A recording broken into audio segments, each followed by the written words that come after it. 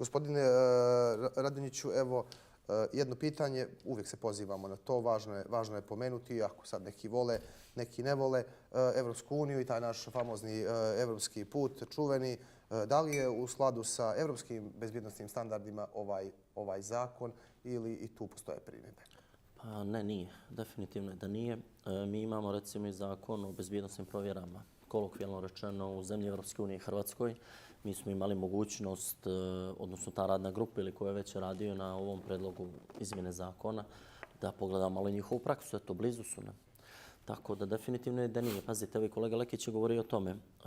Osnova ljudskih prava, sud za ljudska prava. Ukoliko vi nekome ne date osnovni princip u pravu, pravo na odbranu, pravo da se upozna i sa dokazima koji ga terete, ali i sa onim dokazima koji mu idu u prilog. Mi ne možemo govoriti da je to zakon sa evropskim dijelovima, je li tako? Tako da definitivno je da nije. I kako dalje to odmiče jutro, ali i koliko se već danima govori u javnosti o ovom zakonu, svima je jasno već koja je poenta ovog cijelog zakona. Da se razumijemo i ja prvi, ali vjerujem i ostale kolege. Šta mislite tačno da je poenta?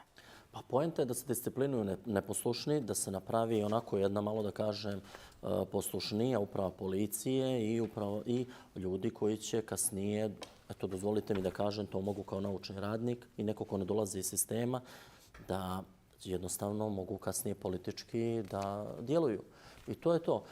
Pazite, vi imate kako se koja politička opcija smjenjuje na čelu bezbjednosnog sektora, vi onda po dubini naravno imate rukovodioce, ali tako ministar, državne sekretare koje su a priori političke ličnosti koji uvijek pokušavaju da postave svoje ljude na rukovodeće mjesto.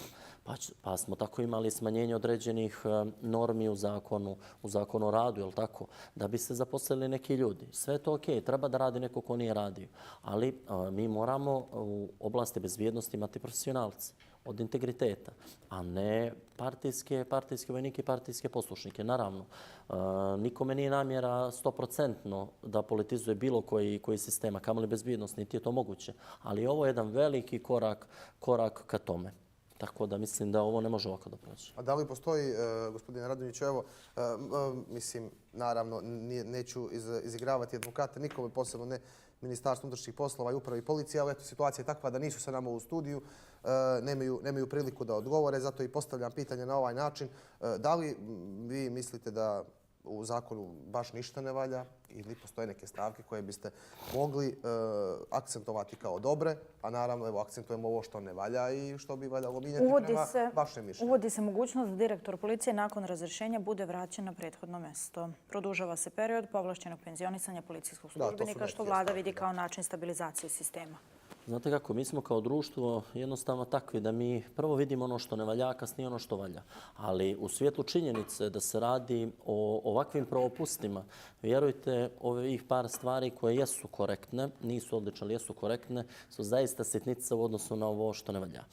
Osim toga, svaki zakon je relativno dobar ako se adekvatno primjenjuje. Pazite, mi da smo adekvatno primjenjivali bezbjednosne provjere, etičke kodekse i ostale stvari, sad da ne govorimo o tome u prisustvu policijskog službenika, ne bismo došli u situaciju u koju smo došli. Ne bih da govorimo o imenima, ali definitivno je da smo prinuđeni da donosimo neke ad hoc zakone zbog nečijih grešaka iz prošlosti.